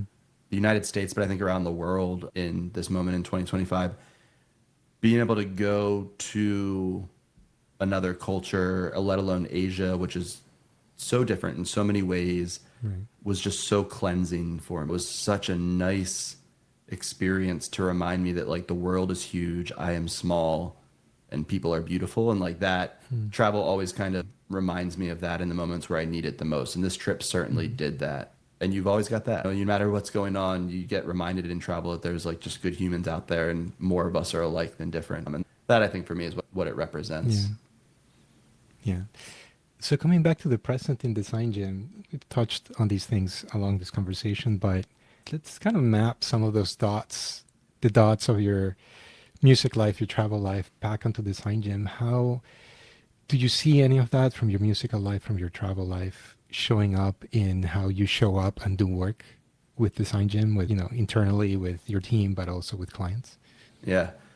Yes. Reflecting on it a bit this morning as I was doing my daycare drop off with my daughter, thinking about like any of those dots that maybe connect. And yeah, it's probably crystallizing a bit in this conversation. And I think when you asked about me being a founder, and I feel like my identity as a founder was important, and it really did, like art for me and business was more about doing something new, doing something creative, that punk rock spirit of kind of ripping down the system and offering a different path forward was so part of my identity in the early days. And I think part maturity, part inner work, part exposure. I think that it shows up much differently now, and it's much more nuanced and subtle, where art for me now, in the context of the design gym and work, it's much more about like the system that we are creating, and can we create a system that is inherently healthier and more sustainable for myself and my family, but also like for my co-founder, for our team, for the clients around us, the community we build.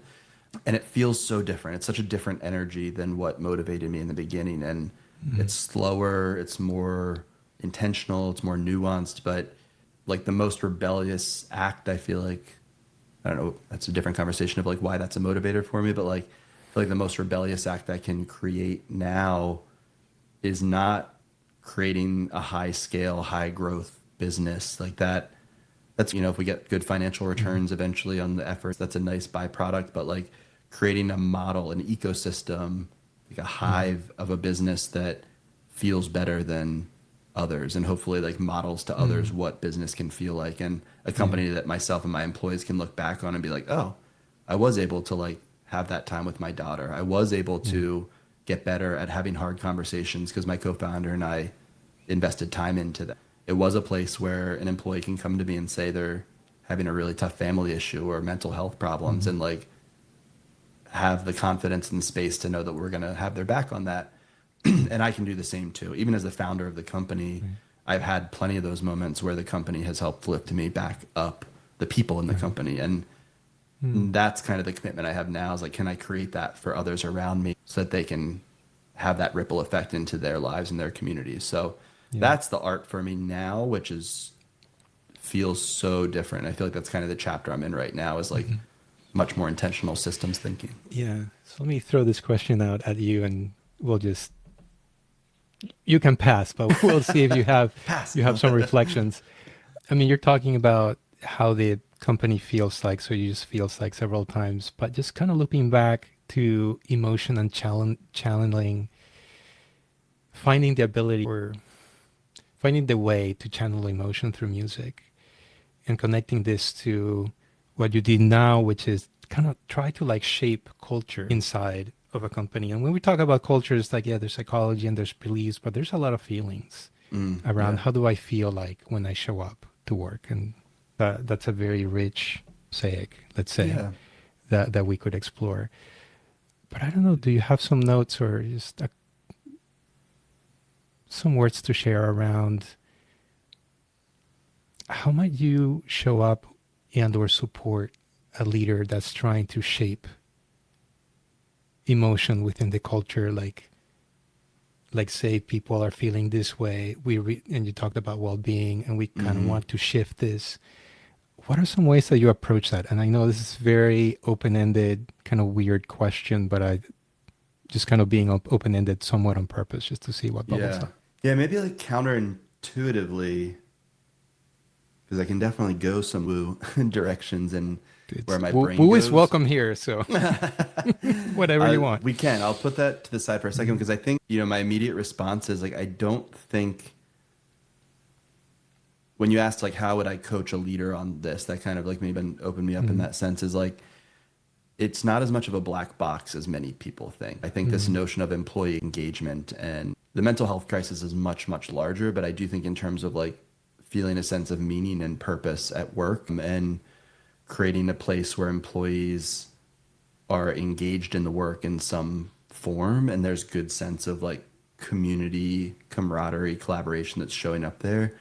I think we overthink it a lot of times as leadership, of like what it takes to do that. Big flashy offsites, big keynote, cool t-shirt, whatever it is. It's like, those things they have a time and a place, but you really do need to take it back to like I think the fundamentals of like human psychology and the hierarchy of needs that are hardwired into so many of us. And that's where like just kind of tick through some of those things. Like, are you creating an environment that is safe, secure, and stable for your people? Because if that doesn't exist, then forget manifestation. That's where some of the financial viability, and I think about a lot for my own business of like I can be the most creative, projecting my own story a bit here. Like I can be the most creative, rambunctious, experimental founder in the world, but if that's only translating into chaos for my employees and financial instability, I'm not actually doing anyone a service. I should be out as like a traveling artist at that point, not a founder. So that's been an important like lesson for me, but the same applies in even the biggest corporations. Like if you can't create that sense of like safety, security, stability, then that's the only place you can start.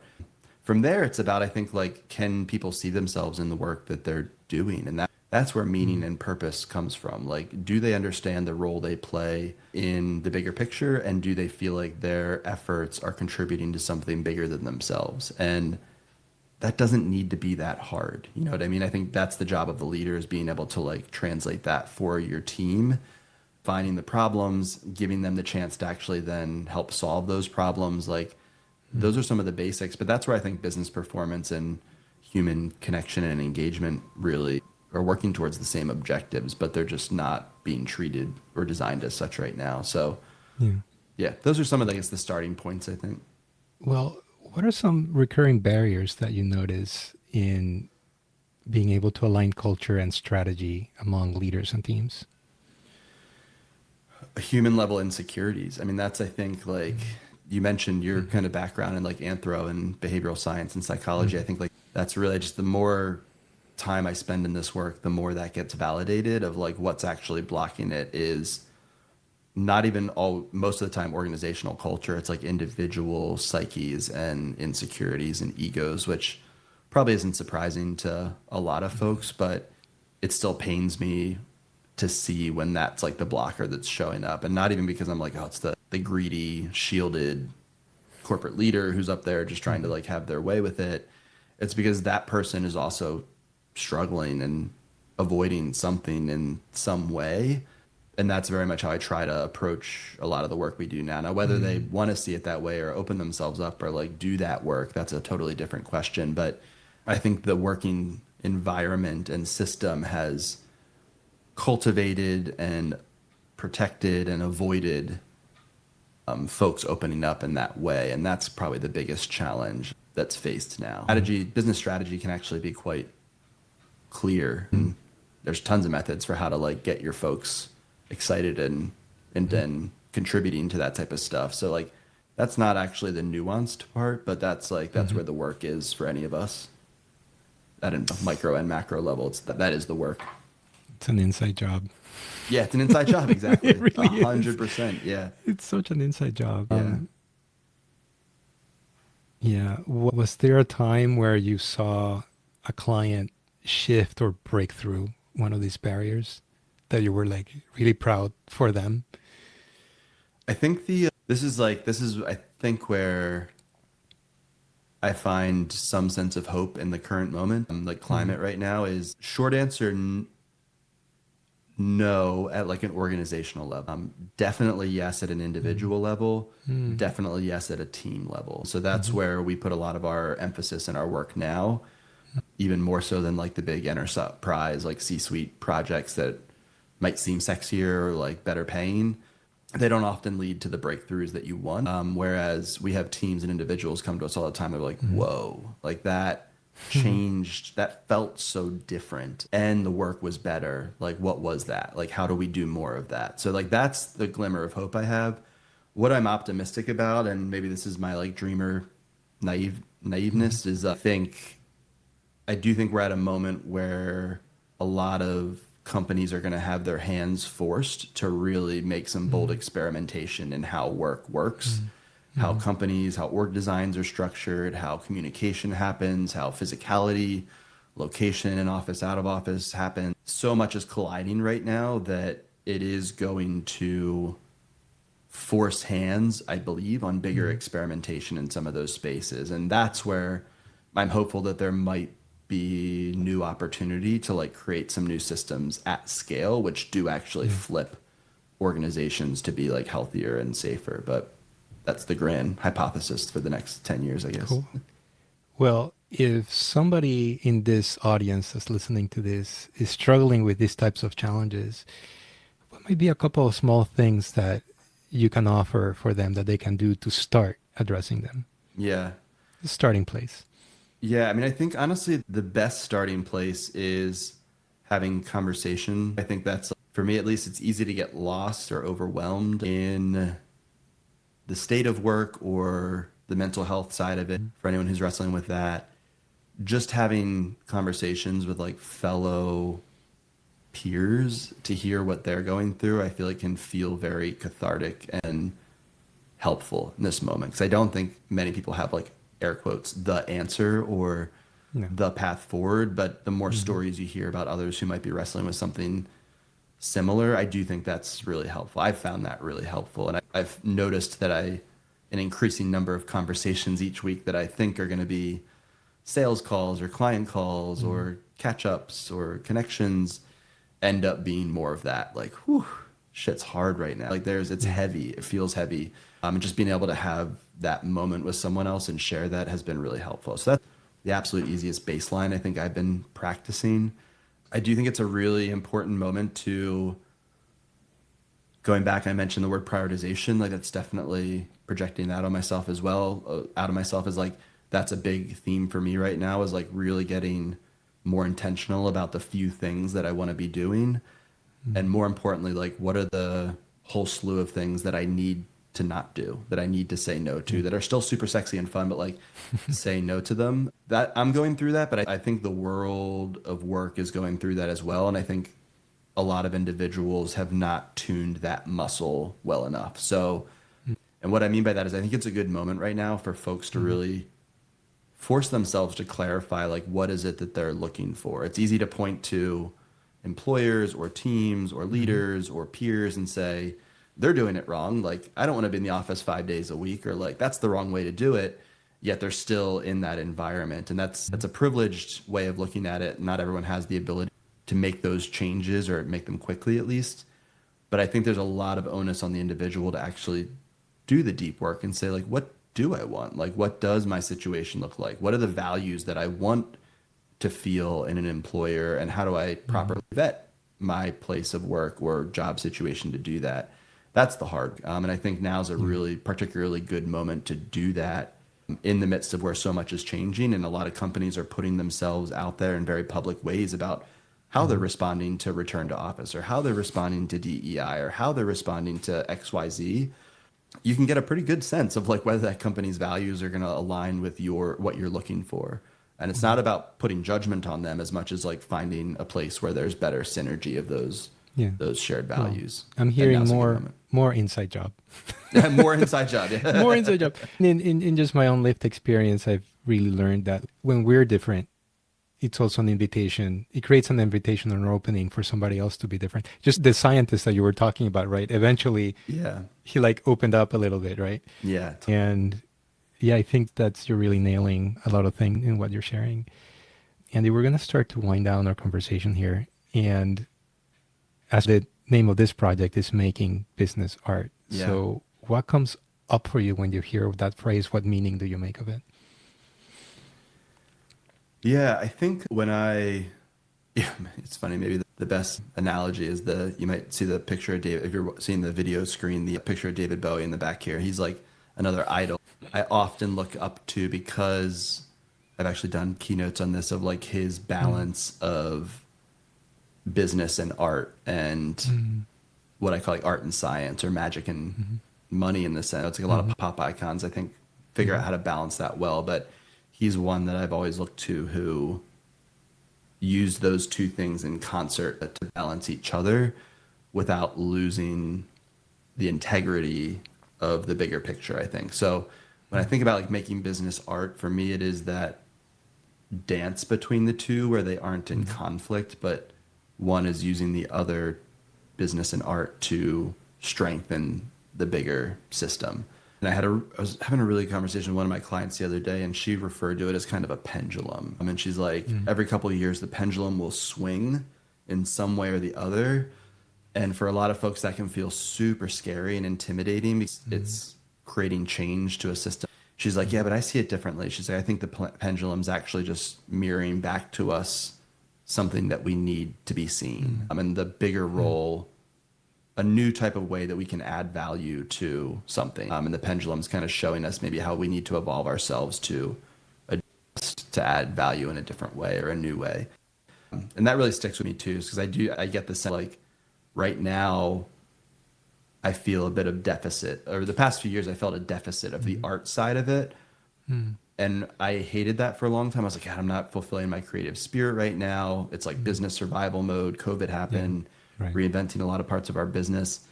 And I beat myself up a lot for that. So I'm not being creative enough. But I realized like the moment was telling me like, no, it was a moment to like skill up my business chops and really learn to think strategically in a different way. And the result of that now, to use like almost like the forest fire metaphor, like, yeah, the creativity forest like did burn down for a while, but in doing so, it created a really fertile foundation for some of those like new seedlings to start popping up. And for me, that's like the art, even just the past couple of months, the art is starting to like pop through the ash again to do it. And that's been a really like cool meta learning about the dance between both of those. Yeah. Well, are you familiar with the term enshittification?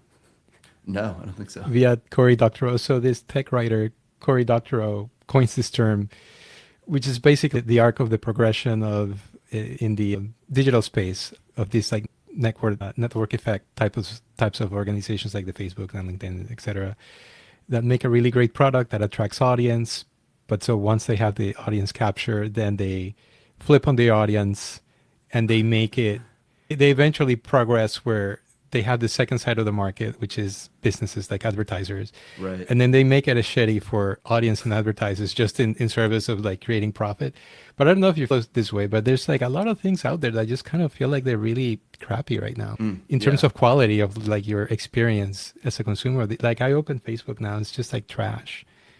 Yeah, Totally. It's just stuff I don't want to see. Twitter also, you open it, it's just violence. It's just vile content on it.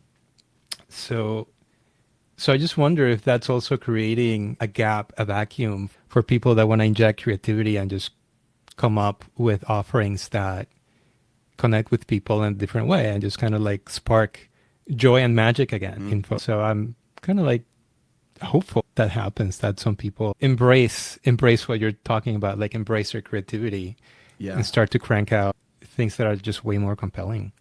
Yeah, I feel it every day.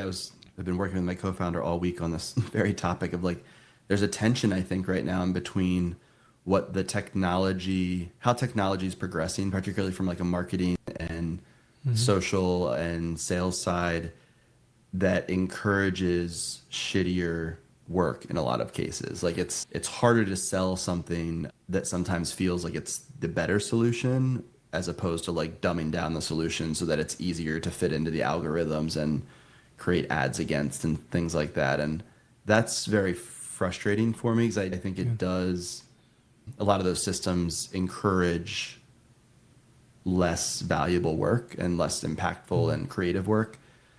So that's a tension, I think, in like growing a business and doing the work that you think is best.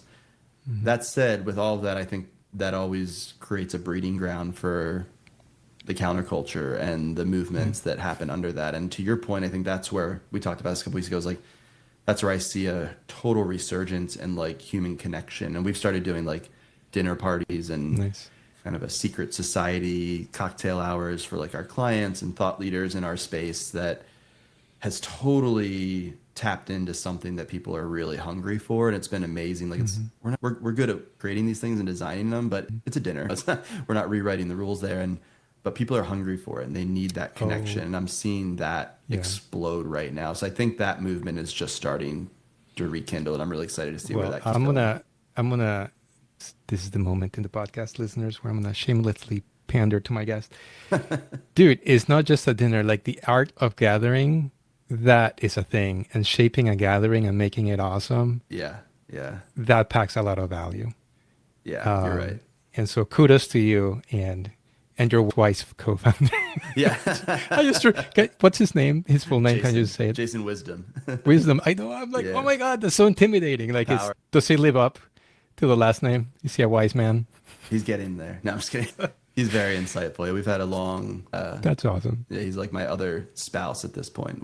Yeah, business partners. Yeah, we've gone through a lot, but yeah, he's got a Yeah. lot of wisdom. But it's like for both of us, like I think that's it. I think that's cool is like it's been good for our business hosting these dinners and like building this community, but it's also like it is one of those seeds that has sprouted from the rubble that is the artist starting to channel back through that, and it's feeding both of our souls a lot. Not only that, I mean, just going back to the musicianship and the Miles Davis quote, it took me a long time to learn to play like myself, but that happens in community and in relationship. It's probably a gift for those folks, even in terms of like mental health alone, to be able to gather and like be in that community and decompress and shape each other and inspire each other and support each other. Yeah. I haven't been there. I can just bet that people probably really look forward to those dinners. Is going to be my wager. Yeah. Yeah. It's playing a role, and similar to what we found at our workshops on day one, you know, like that diverse set of people around the table were like, what are you doing here? Like, you're here for something so much bigger than what we're promising.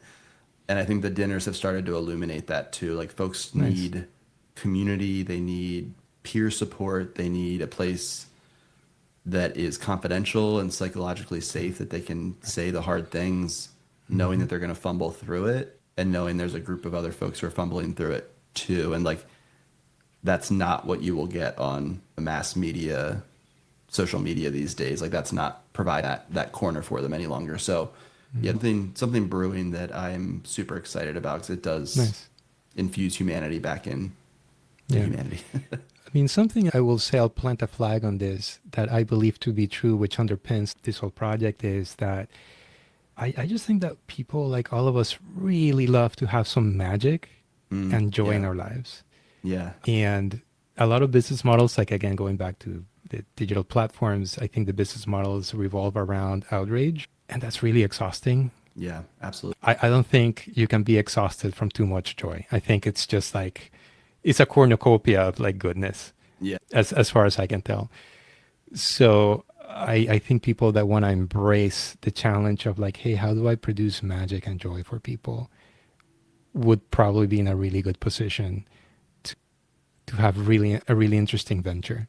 Yeah, I'll put it that way. I couldn't agree more. And it's funny, I mean, I hear that validated even in like, whether it's good or bad, like the big VCs and like investors and tourists and stuff like that. I've heard that trend over and over again of like, that's where folks predict there will be momentum and growth and creativity and innovation, and like how we create joy and connection at scale, but in more personalized human ways, which is, that gives me a whole lot of hope. I'm excited to see that wave.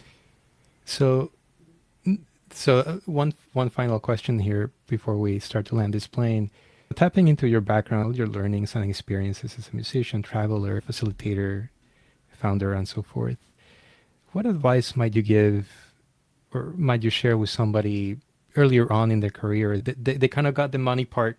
It's okay, we're not going to worry about the money part. But they really want to produce more inspired work that makes their team and their customers just really come more alive. Well, maybe a couple of thoughts that you might share with that person, like some 28-year-old came up to you and said like, hey, I'm kind of feeling in this way, kind of stuck, creative. Yeah. It's a hard question. I always have trouble with advice questions. I don't know. And I feel like I'm still figuring it out every day. So it's like one of those things where it's like, how do you, I feel like I'm getting advice from younger folks in so many ways, but I think there's a few things that come up to me. One is kind of a mantra that we practice a lot internally at the Design Gym, or try to at least, is slow down to speed up. And I think that's increasingly important in the world around us, and with all the digital stuff that we were just talking about. I think it will become a true superpower for the folks who are good at slowing down to be curious, slowing down to listen, slowing down to talk, and slowing down to create. And I think that's like, I'm not there yet, honestly. It's so easy. I think we've grown up in a world that has encouraged the necessity of speed, and that will be a counter movement that I think will start to show up. So for someone who's younger, I think it's such a beautiful time in their career to try and practice that, because the ability to say something that's more informed and insightful and creative is going to be truly differentiating more and more. So that'd be one thing that comes up for me. I think the other one is, we, on the optimistic side, like there has never been an easier time to spin up a side project. It's to bring a concept or a business to life. And this is where I think there are some really cool outcomes of AI and some of the work that's the tools that are being born out of it, if done ethically. It allows you to create things so much faster, test it, and like get ideas into the world and have thought partners before you have any money at all. Like it's a fun, the tools at our disposal are very empowering. That I think that's an opportunity, like being able to like breathe your passions into that and just test something and bring it to life. Yeah. Is something that I think is really powerful. Thank you, Andy. Well, it is time for us to land this plane, and we're going to approach the runway with a lightning round of questions, and then I'll open up the floor for you to share what you have going on. So the first question is, what is the last piece of media that you loved? And that can be a book, a movie, a podcast, or anything else. Ooh, so many good ones. The top one that comes to mind is I'm reading the book 4,000 Weeks. It's time, I might butcher the title, Time Management for Mere Mortals. It might be two books in one, but the book's called 4,000 Weeks, and it's all about, that's essentially the amount of weeks that the average human has here on Earth, which is like a startlingly low number for most folks if you've never thought about it. And it's kind of like the anti-productivity time management book. And I found it very inspiring about a lot of my work on like prioritization and focus is really drawing from that book right now, which has been really cool. Thanks. Next question is, what is something that inspires you? This is so cliche, but my daughter right now, I mean, it's just like, it's just Yeah. for me, it's the natural of like, yes, she's doing the curiosity and like seeing the world through her eyes and like all that stuff is totally true, as cliche as it is.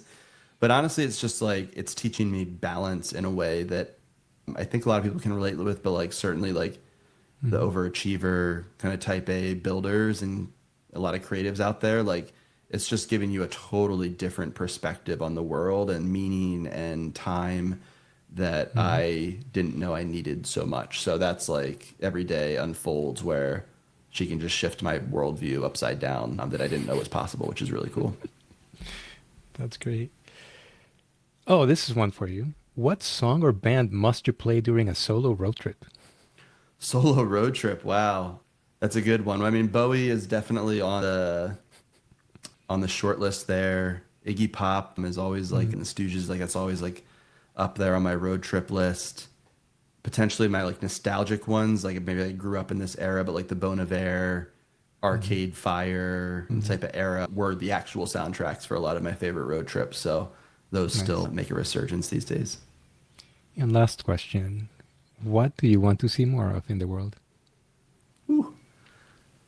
Connection. I think is like that.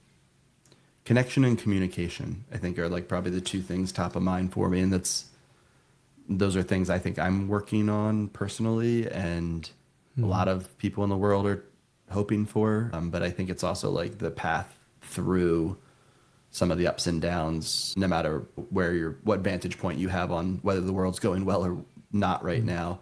I do think like the elements of connection and communication are constant things to be working on that can help us sustain. Great. Well, Andy, we have reached the end of our conversation here. Do you just want to share, why should people look you up? I mean, it should be clear at this point of this conversation. Why should people look you up, and where can they find you? Yeah, awesome. I don't have a sales pitch left in me at this point, but I would say if you are interested in these topics or pontificating on any of the stuff I've kind of talked about, I think we do great work at the Design Gym, but honestly, we're a very learning, curiosity-driven organization. So that my natural sales approach, I'm always like, listen, like let's trade insights, and then if something comes out of it, awesome. But like, I just love meeting great folks like you and others who are like really thinking critically about the future of work and how to create environments, rethink environments that are better for humans and also better for business. That's the crux with which we work. So if you're interested in that stuff, I'd love to chat more. Best way to look me up if you're ever in the Hudson Valley in New York. I live in a little town called Beacon, about an hour north. So would love to grab coffee or beer if you're in the area. Otherwise, LinkedIn is probably the best place to find me. And the Design Gym, you can just Google our website and you'll find all the goods on there. Excellent. Andy, thank you so much for spending your valuable time with me today. I really appreciate it. Yeah, it was a pleasure. It's great to reconnect after so long too. And yeah, exactly. And I'll share have our you back journeys. because I already have thoughts of like a couple of other conversations that I'd like to have. So That we'll see frontline you one again, would I'm be sure. a fun one. So I'm here for that, or any Okay. other ones that might be of interest. Thank you, sir. Likewise. Thank you.